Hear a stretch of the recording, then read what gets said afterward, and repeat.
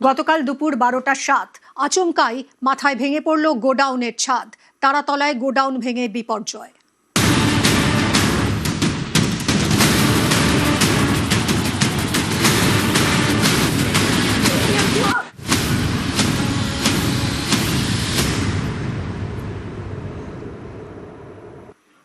মাথায় ভাঙল গোডাউনের ছাদ। তারাতলায় গোডাউন ভেঙে বিপর্যয়। লোহার বিম দিয়ে তৈরি 4 তলার কাঠামোর উপর চলছিল ঢালাই, আর সেখানেই ভয়াবহ বিপর্যয়। মাথার উপর ভেঙে পড়ে গোডাউনের ছাদ। তারাতলায় ব্রিজ ট্রান্সপোর্ট ডিপোর কাছে গোডাউন ভেঙে দুর্ঘটনা। লোহার বিম, কংক্রিটের চাঙড়ের তলায় চাপা পড়ে যান অনেকে। ধ্বংসস্তূপের নিচে চাপা পড়ে তখন বাঁচার আরতি। ঠিক কি ঘটেছিল সেই মুহূর্তে শিউরে উঠছেন যারা সেই মুহূর্তটা প্রত্যক্ষ করেছেন, তারা শুনুন তাদের কথা। আমরা পাশেই গোডাউনে কাজ করি, তো কাজ যখন 12:30 হবে ধরম করে আওয়াজ হলো, তো আমরা ভাবলাম কি ভূকম্প এসছে। তো সবাই এক দু দেখছিল আশেপাশে, তখন কেউ বললো ওখান থেকে অনেক ধুঁধ উঠছে। তখন সবাই বাইরে বেরোলাম, দেখলাম কনস্ট্রাকশন সাইটটা পুরো পড়ে গেছে। তো দৌড়ে যতগুলো লোক রাস্তায় ছিল সব ভিতরে পালালো। দুজন কোন দিয়ে বার করলো যে কনস্ট্রাকশন সাইটে। আপনি বার করলেন? হ্যাঁ, আমরা হেল্প করে টেনে বার করলাম। তারপরে একজনকে পুলিশরা, তো 5 মিনিটে 10 মিনিটে পুলিশরাও চলে এসছে। একজনের কন্ডিশন অনেক ক্রিটিক্যাল ছিল, অ্যাম্বুলেন্সে নিয়ে গেছে। তারপরে মোটামুটি ম্যাক্সিমাম লোক মাঝখানেই আছে। মাঝখানে সেকেন্ড ফ্লোরে যে কনস্ট্রাকশন হচ্ছিল, সেকেন্ড ফ্লোরে যে কন্ট্রাক্টর ছিল ও সেকেন্ড ফ্লোরে ছিল। মোটামুটি ঢালাই সেকেন্ড ফ্লোরেই হচ্ছে। আজগারও ছিল কি? এটা কে আজগারটা কি? আজগার এখানে লোকাল টিএমসি স্ট্রংহোল্ড ছিল। স্ট্রংহোল্ড অনেক দিন থেকে কাজ করছিল, টিএমসি থেকে রিলেটেড ছিল। এর আগে অন্য কন্ট্রাক্টর কাজ করছিল, আবার কিছু ইস্যু হয়েছে। তারপরে 6 মাস দিয়ে আজগার হোসেন। এরকম সাংঘাতিক কোনোদিন না, এরা আমরা কোনোদিন দেখি না। যত লেবাররা আছে সব গ্রাম থেকে নিয়ে আসে, অনেক দূরে দূরে, কোনো নন্দীগ্রাম, মেদিনীপুর, অনেক বিলো পভার্টি লাইনের লেবাররা আছে। দুজনকে বাঁচাতে পারলাম, আর আমরা যেতে পারিনি। একজনের কন্ডিশন এত খারাপ ছিল কি মাথা ঘুরতে লাগলো। অনেকজন ওখান থেকে ভয় পালিয়ে গেল ওর কন্ডিশন। তারপরে পুলিশরা ওকে SSKM হসপিটালে নিয়ে গেল। মনে হয়েছিল যেন ভূমিকম্প হচ্ছে, এরকমই বলছেন প্রত্যক্ষদর্শীরা। তারাই প্রথমে ছুটে আসেন, উদ্ধার কাজে হাত লাগান। যদিও কিছুক্ষণের মধ্যেই পুলিশ চলে আসে, সেনা চলে আসে। যুদ্ধকালীন তৎপরতায় উদ্ধার কাজ শুরু হয়ে যায়। দমকল, বিপর্যয় মোকাবিলা দল, সেনা একযোগে উদ্ধার কাজ শুরু করে। লোহার বিম কেটে ভার্টিক্যাল ড্রিল করে সুড়ঙ্গ খুঁড়ে একে একে আটকে থাকা শ্রমিকদের উদ্ধার করা হয়। রাতভর চলেছে উদ্ধার কাজ। কথা বলবো, রৌনক রয়েছে আমার সঙ্গে সরাসরি। রৌনক, সারা রাত ধরে উদ্ধার কাজ চলেছে, এখনো হচ্ছে উদ্ধার কাজ। কি কি প্রযুক্তির ব্যবহার করা হলো? কারণ এত দ্রুততার সঙ্গে উদ্ধার করা সম্ভব হয়েছে, যার ফলে আরো অনেক বড় বিপর্যয় এড়ানো সম্ভব হয়েছে। মুখ্যমন্ত্রী নিজেই বলেছেন সে কথা। কিভাবে হলো এই উদ্ধার কাজ রাতভর? দেখো, একেবারে যুদ্ধকালীন তৎপরতায় উদ্ধার কাজ হচ্ছে এবং 19 ঘন্টা অতিক্রান্তে এখনো পর্যন্ত উদ্ধার কাজ চলছে। আমার ক্যামেরা পার্সন গোপাল আজা তোমায় সেই ছবি দেখাচ্ছে যে একদিকে যেমন সেনাবাহিনীর দল রয়েছে, অন্যদিকে NDRF, কলকাতা পুলিশের ডিজাস্টার ম্যানেজমেন্ট এবং দমকল কর্মীদের তরফ থেকে এই যে কংক্রিটের যে ছাদ যা ধসে পড়েছে তা দেখতে পাচ্ছ। প্রথমে তারা কিন্তু একটা মার্কিং করে নিয়েছে যে কোন কোন জায়গায় এখনো আটকে থাকার সম্ভাবনা রয়েছে। সেই জায়গাতেই কংক্রিট কাটার দিয়ে কেটে ভেতরে NDRF এবং ভারতীয় সেনার যারা রয়েছেন তারা প্রবেশ করছেন এবং সেখান থেকে উদ্ধার চালাচ্ছেন।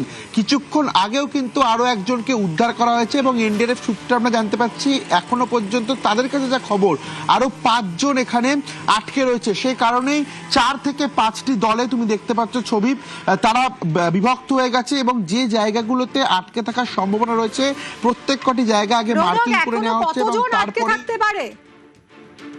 ভেতরে প্রবেশ করে। দেখো, NDRF সূত্রে এটা জানা যাচ্ছে, তারা যেটা জানাচ্ছেন যে এখনো 5 জনের কাছাকাছি আটকে রয়েছেন।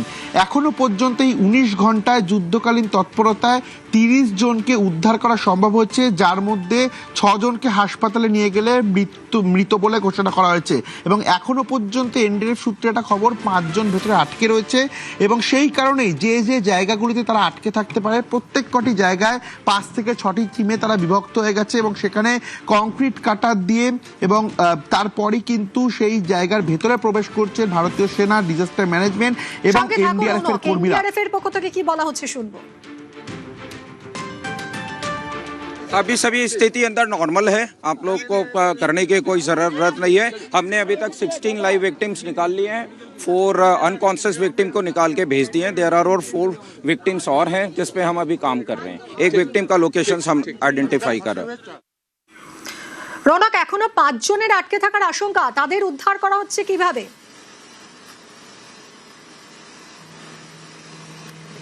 দেখো, একেবারে তুমি দেখতে পাচ্ছ উন্নত যে প্রযুক্তি, একদিকে যেমন হাইড্রা নিয়ে আসা হয়েছে, আর্ট মুভার নিয়ে আসা হয়েছে, অন্যদিকে ঠিক 5 থেকে 6টি টিমে ভারতীয় সেনা, এনডিআরএফ এবং ডিজাস্টার ম্যানেজমেন্ট তারা বিভক্ত হয়ে গেছে।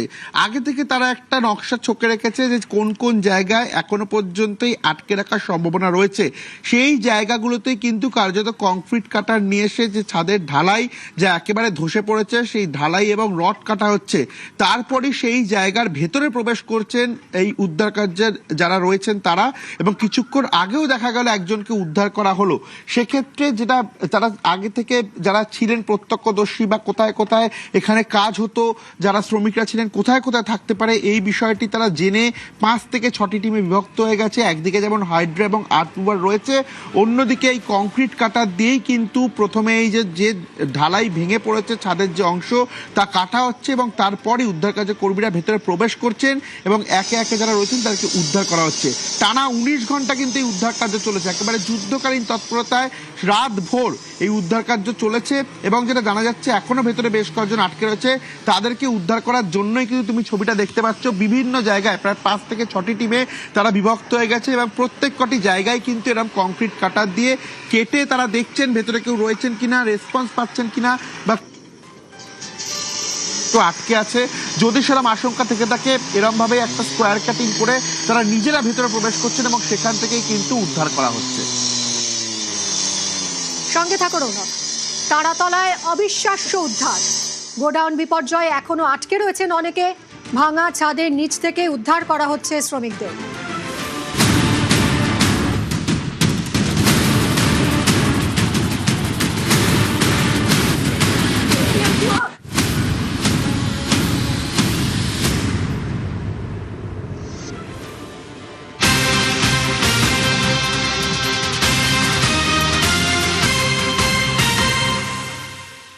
অবিশ্বাস্য উদ্ধার, গোডাউন বিপর্যয় এখনো অনেক শ্রমিক আটকে রয়েছেন, ভাঙা ছাদের নিচ থেকে উদ্ধার করা হচ্ছে শ্রমিকদের।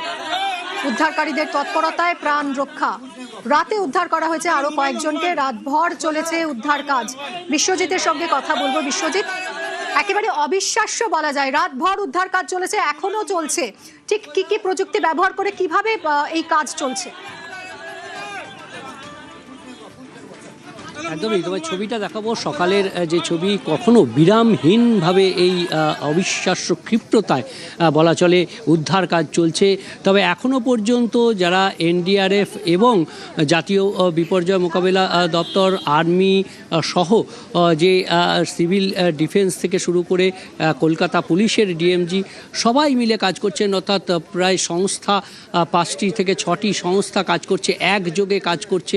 এবং এই যে সেনার তৎপরতার সঙ্গে অর্থাৎ কেন্দ্রীয় সংস্থার সঙ্গে রাজ্য সংস্থার যে তাল মিলে একসঙ্গে যে সমস্ত এই উদ্ধার কাজ, সেই উদ্ধার কাজ আমরা দেখতে পাচ্ছি যে বিশাল বড় বড় সমস্ত যে ট্র্যাকারগুলো আনা হয়েছে, যে লিফটারগুলো আনা হয়েছে, যার মাধ্যমে এই যে টিনের শেড তার উপর কংক্রিটের ঢালাই রয়েছে, সেই টিনের শেডের উপর কংক্রিটের ঢালাই সমস্তটাই বসে গেছে একেবারে নিচে। এখনও পর্যন্ত আমাদের যারা উদ্ধার কাজ চালাচ্ছেন এনডিআরএফ কর্তারা জানালেন এখনও 4 জনার সন্ধান তারা নিচে পেয়েছেন, আরও বেশি আছে কিনা সেটা জানা যায়নি। তবে এখনও পর্যন্ত আরও 4 জন নিশ্চিতভাবে আছেন, তারা নিশ্চিত তাদের উদ্ধার কাজের যে প্রক্রিয়া সেই প্রক্রিয়া চলছে এবং সেই তৎপরতার সঙ্গে অর্থাৎ তাদেরকে যত দ্রুত সম্ভব বের করে আনা যায় সেই প্রচেষ্টাই চলছে।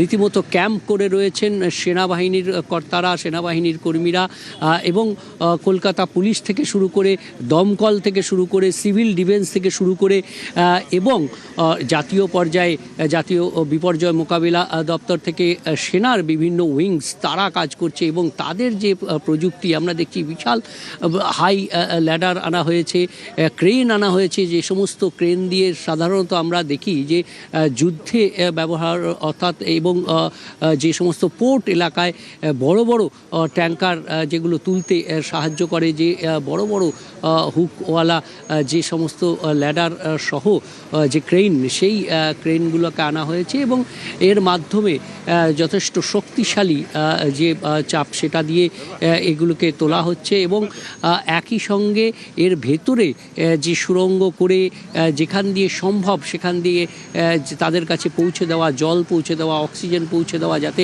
তাদেরকে আরও বেশি কিছুক্ষণ তাদেরকে রাখা যায়, তাদেরকে স্বাভাবিকভাবে রাখা যায়, যতটা স্বাভাবিকভাবে রাখা যায়, তারপর উদ্ধার করে যত দ্রুত সম্ভব। আমরা দেখেছি গতকালও পরপর অ্যাম্বুলেন্সে করে চিকিৎসক সহ সেই অ্যাম্বুলেন্সে তারা পৌঁছে গেছেন, যারা গুরুতর জখম, যারা অল্প জখম, যারা খুব চরম গুরুতর জখম রয়েছেন অর্থাৎ ক্রিটিক্যাল রয়েছেন, তাদেরকে চিকিৎসক সহযোগে অ্যাম্বুলেন্স করে পাঠানো হয়েছে। এখনও আমরা দেখছি এনডিআরএফের যারা কর্মী তারা রয়েছেন, আধিকারিকরা রয়েছেন, তারা সেই যে টিনের শেড, সেই টিনের শেডের উপর এদিক ওদিক দেখছেন কোথায় দিয়ে তাদেরকে উদ্ধার করা যায় যত দ্রুত সম্ভব। এখনো পর্যন্ত 30 জনকে উদ্ধার করা হয়েছে, যার মধ্যে 6 জন মারা গেছেন। পর্যায়ে যদিও এখনো অনেকেই আটকে রয়েছে, তাদেরকেও উদ্ধার করার চেষ্টা চালানো হচ্ছে, উদ্ধার কাজ এখনো চলছে।